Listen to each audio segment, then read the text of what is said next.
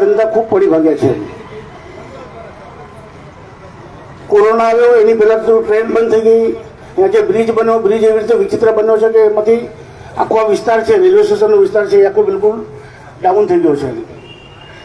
એટલે આ બધું તો આપણે પડતું હતું એની અંદર વધારે પડતા પર પાટું કહેવાય. એમ એક બીજો વધારે ધક્કો લાગ્યો કે આપણો જિલ્લો છે, જિલ્લા ફેર થઈ ગયો આપણને, અને આપણે પાલનપુરની જગ્યાએ થરાદમાં લઈ ગયા.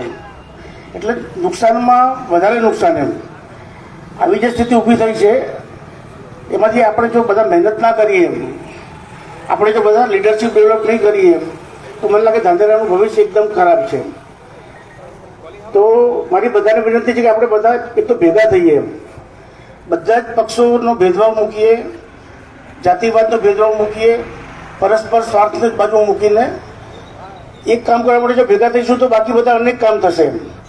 ધાંધેરાનો વિકાસનો જે મૂળ મંત્ર છે, આજે ઘણા બધા વેપારી રડે છે, અથવા તો નિરાશ થઈ ગયા છે કે ધાંધેરા છોડીને જતા રહીએ. મને લગભગ મારે વાતે મને 50 જણા એવા મળે છે કે ભાઈ ધાંધેરામાં શું કરવાનું, ધંધો કરવાનો કોઈ અર્થ જ નથી, જતા રહીએ. ચાલો આપણે આજે નિરાશા છે એમાંથી બહાર નીકળવા માટે આપણે મહેનત કરવી પડશે. એમ ખાલી છોડી મૂકવાથી કશું નહીં થાય. એમ તો ધાંધેરામાં જો પાણી લાવવું હશે, બાકી ઇન્ડસ્ટ્રી લાવવી હશે, તો પણ બધાએ ભેગા થવું પડશે. એમ લાગે હિતરક્ષક સમિતિ બની છે, એમ એ આ જિલ્લાનું કામ તો કરશે જ, પણ મને લાગે છે કે આપણે લાંબા ગાળે ધાંધેરા તાલુકાનો વિકાસ થાય, અહીંયા પાણી આવે, અહીંના બીજા પ્રશ્નો સોલ્વ થાય, એ માટે પણ લાંબા ગાળે મહેનત કરે એવી મારી ભાવના છે. તો આપણે બધા ભેગા થઈને કાવ્ય મિલાવીને નક્કી કરીએ કે આજે કાર્યક્રમો જે પણ અપાય, એમ આજનો તો છે જ, પરંતુ આપણે કદાચ 15 દિવસ, મહિનો, 2 મહિના સુધી કાર્યક્રમ આપવા પડશે. કારણ તો આપણને ખબર છે કે તંત્ર ક્યારે હલતું નથી. જ્યાં સુધી તમે શક્તિ ના બતાવો,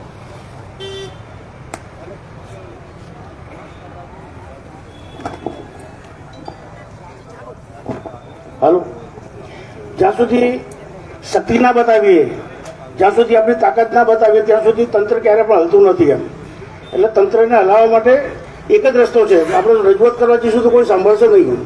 પરંતુ જો આપણે આપણી શક્તિ છે, શક્તિ એટલે શું, સંગઠનની શક્તિ. એમ આજે આપણે હજારો લોકો જો ભેગા થઈએ, દરરોજ ભેગા થઈ ગયા, અહીંયા ધરણા કરીએ, ઉપવાસના કાર્યક્રમો થાય, રેલી સ્વરૂપે નીકળીએ, પરંતુ બંધ ના થવું જોઈએ. સ્પિરિટ જો બંધ થયો તો પછી બધું જતું રહ્યું હાથમાંથી. એમ એટલા માટે આપણી જે શક્તિ છે, સંગઠનની શક્તિ છે, આપણી બધી જે સમૂહ શક્તિ છે, એમ તો જ્યારે પણ કાર્યક્રમ અપાય ત્યારે મને લાગે છે ખૂબ મોટી સંખ્યામાં આપણે આવીએ, અને સરકારને પર પ્રેશર લાવવાની એક જ પદ્ધતિ છે કે તમે ભેગા થાઓ, વારંવાર ભેગા થાઓ અને બતાવો. એમ તો મારી વિનંતી છે કે આપણે ખરેખર જો ધાંધેરાનો હિત ઈચ્છતા હોઈએ, એમ ખરેખર ધાંધેરાને વિકાસ કરવા માંગતા હોય તો આપણે બધા ખભે ખભા મિલાવીને ભેગા થઈએ, અને બાકી બધું જે વ્યક્તિગત સ્વાર્થ છે, પક્ષનો સ્વાર્થ છે કે બીજો, એ બધું બાજુ મૂકી દઈએ. એમ તો મને લાગે છે કે આપણે ચોક્કસ સફળ થઈશું.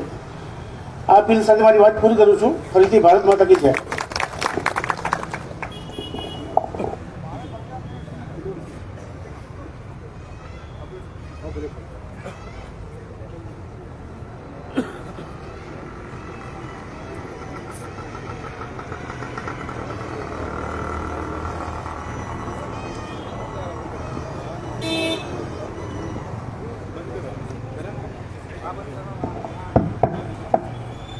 भारत माता की, भारत माता की।